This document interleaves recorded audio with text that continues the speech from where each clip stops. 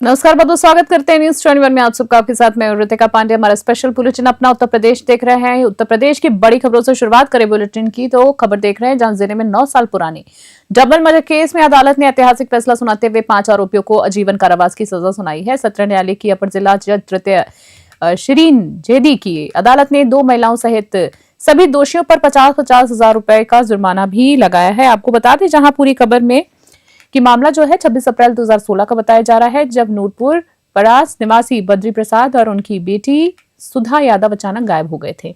Police सूचना जांच में पता चला कि जमीन विवाद के चलते मृतक के भाई मिथिलेश यादव, उसकी पत्नी सुनती उर्फ किरण, देवान सिंह, किरण यादव और रामू मौर्य ने मिलकर हत्या की और शवों को बोरबेल स्थित कुएं में फेंक दिया था। मामले में पुलिस ने सभी आरोपियों को गिरफ्तार कर चार्जशीट दाखिल की है। अभियोजन की ओर से 10 गवाहों और दस्तावेजों के साक्ष्यों के आधार पर अदालत ने सभी को दोषी ठहराया है। कोर्ट के फैसले से पीड़ित परिवार ने राहत जताई है। पुलिस ने इसे बड़ी सफलता बताया है।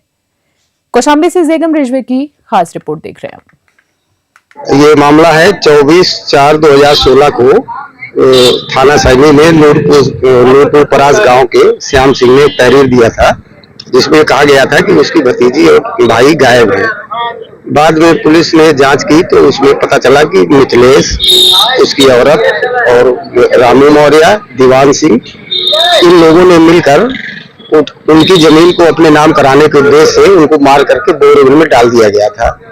काफी तलाश के बाद पता चला कि ये उनका शव बोरवेल से बरामद हुआ था।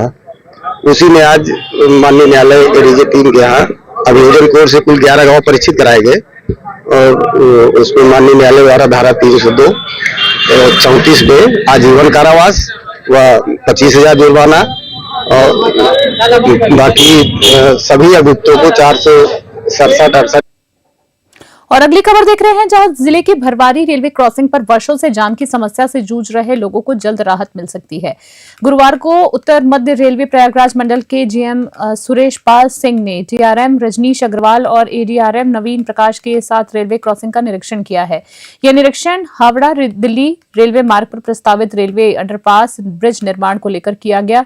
निरीक्षण के दौरान अधिकारियों ने फाटक से लेकर पानी टंकी स्थित राधा कृष्ण मंदिर तक पुरानी प्राइमरी स्कूल परिसर तक स्थल का गहराई से मूल्यांकन किया है। जीएम ने संबंधित अधिकारियों को विस्तृत रिपोर्ट तैयार करने के निर्देश दिए। आपको बता दें डीआरएम रजनीश अग्रवाल ने बताया है कि रेलवे की योजना के अनुसार 160 किलोमीटर घंटे की गति वाली ट्रेनों के चलते लेवल क्रॉसिंग बंद की जाएगी। इसी के तहत भरवारी में आरयूबी निर्माण प्रस्तावित है। रिपोर्ट और सहमति प्रक्रिया पूरी होने के बाद जल्द विभागीय कार्यवाही शुरू होगी। निरीक्षण के दौरान रेलवे और आरपीएफ टीम के साथ रोहित वैष्णव सहित अधिकारी मौजूद रहे। कौशाम्बी से जेगम रिजवी की रिपोर्ट। निरीक्षण का ये उद्देश्य था, यहाँ पर हम लोग अंडरपास के जो लेवल क्रॉसिंग है, ये इसका बहुत ज्यादा इस पे यातायात रहता है, जिसकी वजह से हमारी रेल सेवा बहुत बाधित होती है। तो इसमें एक तो अंडरपास का चल रहा है, योजना चल रही है, तो उसी को देखने आए थे और कैसे थोड़ा सा इसको यात्रियों की और यहाँ के जो लोकल नागरिक हैं उनको कैसे सुविधा दी जा सके, जिससे कि हमारा गेट जल्दी बंद हो सके, तो वो सब देखना है। सर, क्या फाइनल निष्कर्ष इसका निकल पाया? जो इंस्पेक्शन कर अंडरपास का ऑलरेडी प्लान चल चुका है, जो कि जिला प्रशासन के पास दिया हुआ है, तो जिसमें यहाँ आसपास के नागरिक की भी सहमति है, तो उसी के ऊपर आगे बढ़े और कोई प्रयास करेंगे कि जल्दी से जल्दी हो जाए। जैसे ही जिला प्रशासन से अनुमोदन मिलता है, इसके ऊपर हम आगे बढ़ जाएंगे। सर, नाम और पद बता दीजिए। मेरा नाम रजनीश अग्रवाल, मैं मंडल रेल प्रबंधक। और 24 घंटे के अंदर आवागढ़ पुलिस ने चोरी की घटना का बड़ा खुलासा कर एक बार फिर अपनी सक्रियता साबित कर दी है। 2 दिन पहले हुई चोरी को वारदात को पुलिस ने सफलतापूर्वक सुलझाते हुए एक शातिर आरोपी को गिरफ्तार किया है। बता दें, आरोपी के कब्जे से चोरी की ज्वेलरी के साथ एक पिस्टल और जिंदा कारतूस भी बरामद किए गए हैं।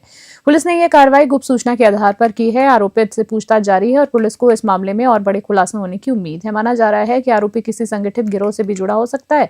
आवागढ़ पुलिस ने आरोपी के खिलाफ संबंधित धाराओं में मुकदमा दर्ज कर लिया है और उसे न्यायालय में पेश करने की तैयारी की जा रही है। एटा से राज अली की रिपोर्ट। देखिए, 25 तारीख की रात्रि में लगभग 10 बजे के आसपास थाना आवागढ़ को सूचना प्राप्त हुई थी कि एक घर में रखे हुए पिस्टल और उस ज्वेलरी को चोरी कर लिया गया है। इस सूचना पर थाना पुलिस द्वारा तथा फील्ड यूनिट द्वारा तत्कालीन घटनास्थल का निरीक्षण किया गया था और मैनुअल इनपुट के आधार पर पुलिस द्वारा कार्रवाई की गई और इसमें एक अभियुक्त गोविंदा और गोविंद को गिरफ्तार किया गया है, जिसके पास से चोरी किया गया पिस्टल, उसके दोनों मैगजीन, कारतूस और सभी ज्वेलरी को 100% रिकवरी के साथ बरामद किया गया। कितने पहले भी कई कुछ घटनाओं को ये अंजाम दे चुका है? अभियुक्त एक सातिर किस्म का अपराधी है। पहले भी इसके ऊपर 13 अभियुक्त पंजीकृत हैं। इसमें मारपीट के साथ लूट और चोरी के ही मुकदमे पंजीकृत हैं। तो ये अच्छा खासा अपराधी रहा है। पुलिस के द्वारा पहले भी निगरानी की जाती रही है और मैनुअल इनपुट के आधार पर ही इस पे कार्रवाई। क्या अपने जनपद के अलावा अन्य जनपदों में भी इसने घटना को अंजाम दिया है? अभी हम इस संबंध में जानकारी कर रहे हैं, उस पर भी कार्रवाई करेंगे। इस घटना का कितने समय में खुलासा किया गया है? अगली खबर देख रहे हैं। गांव वजीलपुर में किसान भगवान त्यागी के खेत से बीती रात चोरों ने लगभग 35 से 40 क्विंटल छिला हुआ गन्ना चोरी कर लिया है, जिसकी कीमत लगभग 15 से 16 हजार रुपए की बताई जा रही है। सुबह खेत पर पहुंचे तो किसान को गन्ना गायब पाया। जी हाँ, और हक्का बक्का वहां जो लोग थे वो रह गए हैं, किसान भी हक्का बक्का रह गए। बता दें, सूचना मिलते ही राष्ट्रीय सैनिक संस्था के जिला अध्यक्ष ज्ञानेंद्र त्यागी मौके पर पहुंचे और किसानों की बढ़ती परेशानी पर चिंता जताई। उन्होंने कहा कि पहले किसानों के नलकूप, मोटर, स्टार्टर और तार चोरी होते थे, लेकिन अब फसलें भी सुरक्षित नहीं है। हैरत की बात है, ज्ञानेंद्र त्यागी ने पुलिस प्रशासन से मांग की है कि रात के समय जंगल और आसपास के क्षेत्र में गश्त की और बढ़ाई जाए ताकि गन्ना चोरों की तुरंत जो है धरपकड़ हो। गश्त बढ़ाना पड़ेगा। आपको बता दें, उन्होंने कहा है कि किसानों की मेहनत सुरक्षित रहनी चाहिए और प्रशासन को किसानों के खेत और फसलों की सुरक्षा के लिए गंभीर कदम उठाने चाहिए। हापुड़ से मोनिश खान की रिपोर्ट।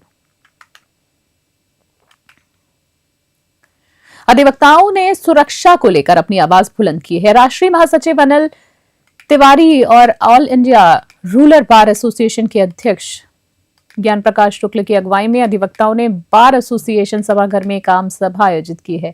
अधिवक्ताओं ने अधिवक्ता सुरक्षा अधिनियम के समर्थन में प्रदेशव्यापी यात्रा के तहत लखनऊ से गौरीगंज और अमेठी तक प्रदर्शन किया है। बता दें, सभा में अधिवक्ताओं ने संसद में विधेयक पास कराने की मांग को लेकर एकजुटता दिखाई और नारेबाजी की है। जागरूकता अभियान के दौरान विधेयक के मसौदे, जी हां, मसौदे को भी उपस्थित लोगों के बीच साझा किया गया है। वहीं आपको बता दें, मसौदों को उपस्थित लोगों के बीच साझा करने के बाद ज्ञान प्रकाश शुक्ल ने कहा है कि संविधान के तहत अधिवक्ताओं को समानता और सुरक्षा का अधिकार सर्वोच्च प्राथमिकता का विषय है, लेकिन सरकार इस पर पर्याप्त ध्यान नहीं दे रही। बता दें, उन्होंने चेतावनी दी है कि यदि आगामी शीतकालीन सत्र में विधेयक पेश नहीं किया गया तो अधिवक्ता संसद भवन में के सामने घेराव और प्रदर्शन करेंगे। इस अवसर पर अधिवक्ताओं में जोश और गंभीरता साफ दिखाई दी। प्रतापगढ़ से गणेश राय की रिपोर्ट।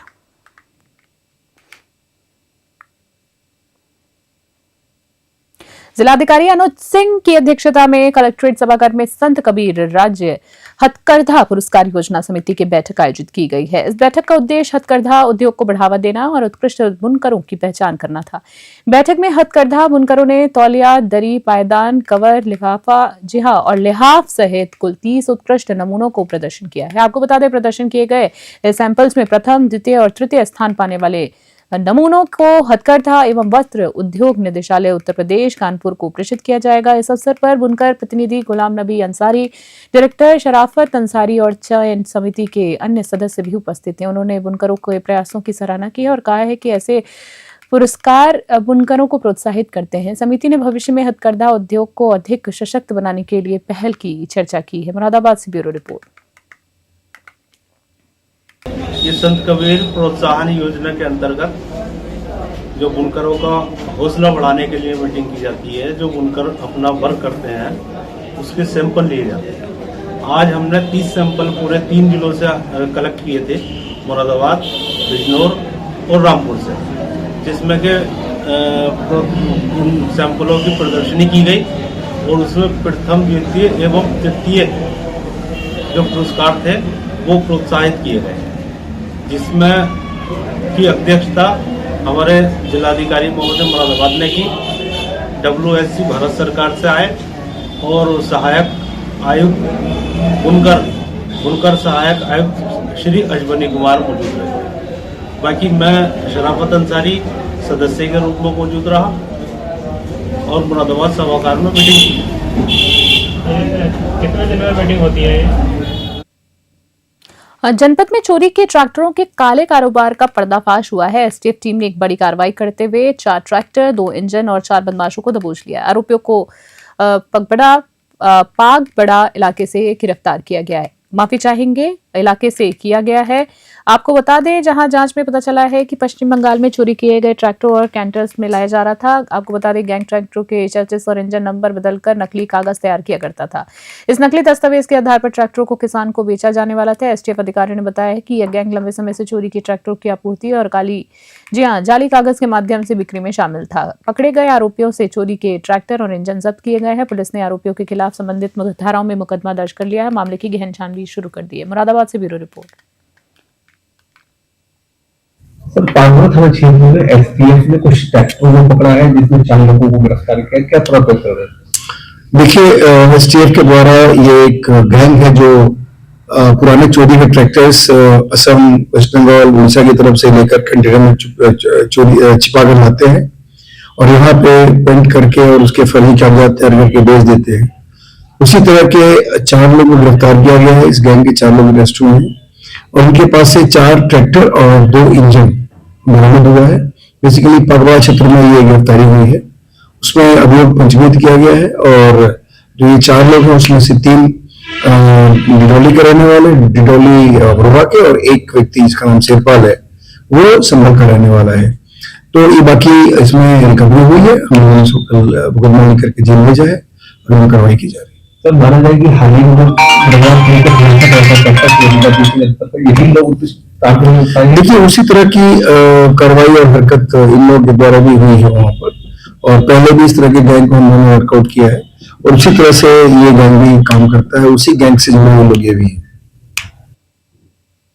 खास बुलेटिन में फिलहाल के लिए इतना ही। बने रहे न्यूज़ 21 अभी के लिए। नमस्कार।